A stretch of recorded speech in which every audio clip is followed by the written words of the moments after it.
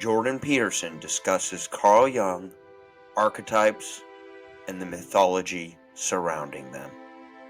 Which is the story of Cain and Abel in Genesis, by the way, is really the second story that's in that origin myth, and it's the first story about real human beings, right? Because Adam and Eve, so to speak, were created by God, whereas Cain and Abel were born, the first brothers. Well, what happened? Well, one of them became insanely jealous of the other and murdered him. So that's a pretty harsh story when you think that, you know, the monotheistic religions of the West, roughly speaking, put as one of their foundational stories the idea that there's a twin pair of forces operating the human psyche that can be conceptualized as brothers who are murderously opposed to one another. It's like, that's part of the reason why that story hasn't disappeared. It's so powerful, it's so shocking, it's so powerful that it can't disappear.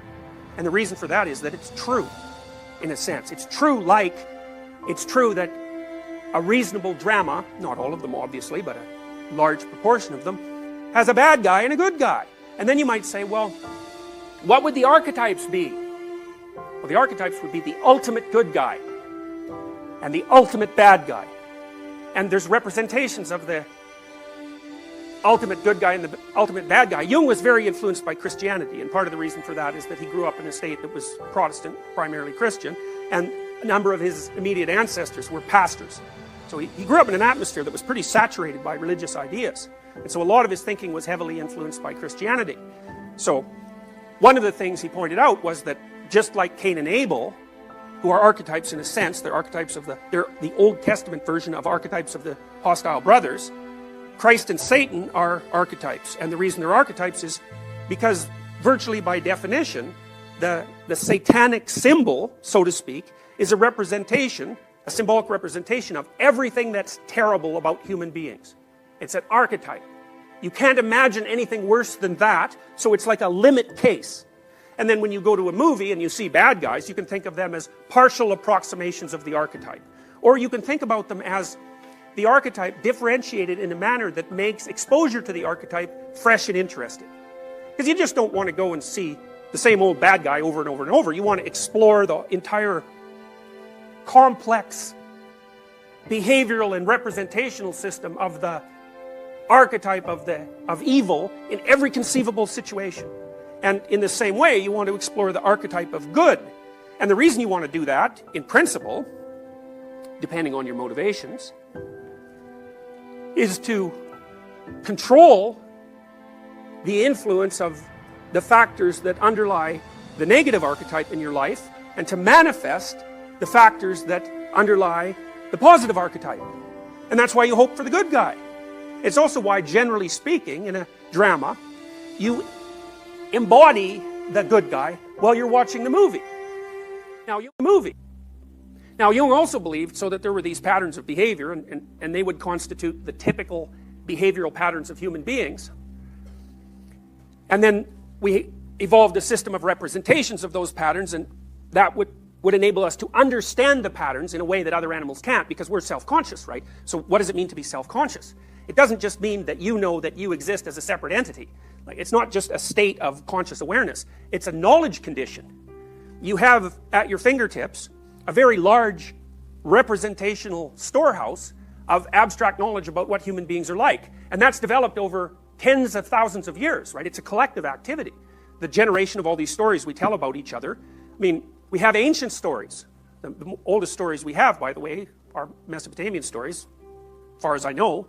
And the oldest Mesopotamian story, or one of the oldest Mesopotamian stories we have, is a hero story where the god, Marduk, fights a great dragon and cuts her into pieces and makes the world.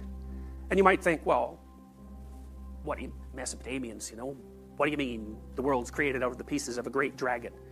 Well, it's a Piagetian idea with a bit of narrative complexity added to it. It's like, well, how do you create the world? Well, you confront the unknown and you transform it into the known, or you confront unexplored territory and you transform it into explored territory. And then you might say, well, what exactly is the unknown, or what exactly is unexplored territory? And a scientist would say, well, you know, if you walk out in a field that you've never been in before, there's soil and material elements, and that's what's really there. But that isn't exactly what's really there. It depends on your time frame. So one of the things I could say about that, for example, is that if you wander outside the boundaries of your knowledge, if you wandered outside the boundaries of your territory when you were an animal, or when you were a more archaic human being, the probability that you were going to run into something that was going to tear you apart and eat you was extremely high. And so then I could say, well, the fundamental nature of the unknown is that which tears you apart and eats you. And you might think, well, what sort of reality is that?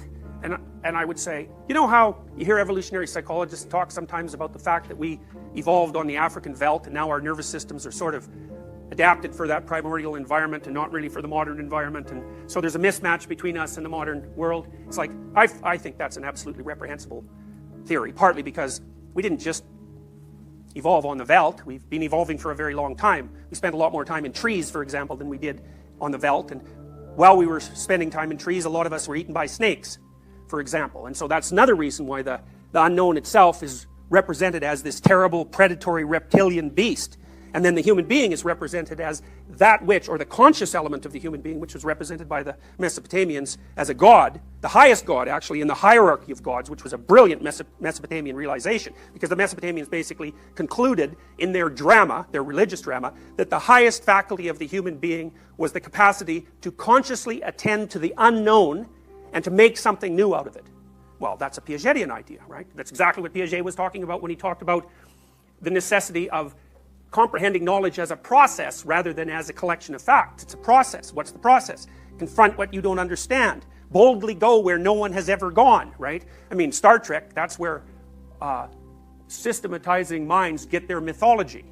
You know, it's rife with mythology, and its initial statement is a mythological statement, and it's a statement of the eternal explorer. And that's an archetypal idea. And, you know, you might say, well, are you still threatened by those terrible things that threatened your ancestors on the veldt? And normally people would say, well, no, because there are no lions. But that's because they don't get the categories right. Lion is a subcategory of unknown horrible thing.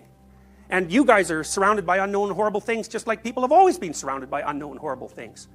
So, because you're just as prone to disease, not quite as prone, but fundamentally you're a finite being. And there's things everywhere that act in a predatory manner in relationship to you, and you will die. And so the idea that the material conditions of our environment have changed in a qualitative manner since the time we spent on the veldt it's an error of category. The mythological categories are categories that represent environmental entities, so to speak, some of which are social, that have existed for vast stretches of time and which exceed our capacity to detect with our senses. So one representation, for example, is the Great Father, or the Wise Old Man. And the Wise Old Man, or the Great Father, is fundamentally a representation of the dominance hierarchy. Now, the problem with the dominance hierarchy is you can't see it, but it's there. It's really there. And then figures like the Great Mother, especially the tarot, because most of the archetypal figures come in pairs, a positive element and a negative element. And that's because virtually everything that manifests itself to you in a complex environment, if you're a living being, takes with one hand and gives with the other. You know, so nature is benevolent and kind and wise and the source of all new knowledge, and also cancer and malarial mosquitoes and the tsetse fly and the guinea worm and all these things that are horrifying and destructive beyond belief, and you're stuck with both. And then society, we talked about this before, that's the Great Father. It's on the one hand, here you are, benevolently protected by your social surround. On the other hand, social structures tend towards tyranny and authoritarianism, and they oppress the individuals within them at the same time that they sustain their development. And so that's a dichotomous archetype. And then there's the individual who's, on the one hand, a remarkable and wonderful creature, and on the other hand, someone who's capable of atrocities like those that characterized the actions of many millions of people in the 20th century. Those are all archetypes. There are more archetypes than that. Like the archetype of the predatory reptile with something to offer, which is essentially a dragon, is the most fundamental archetypal representation. Jung found that representation in alchemical manuscripts, mostly in the form of the Ouroboros, which is a snake that eats its own tail. And it's a symbol of matter and spirit in union, because the snake is sort of matter, and the wings on the snake, the dragon, make it spirit. So it's like the fundamental elements of reality are matter and spirit in some kind of conjoined state. And the fundamental task of the human being is to come to terms with the nature of that unknown thing. Like, comment your experiences, and share with someone who needs it.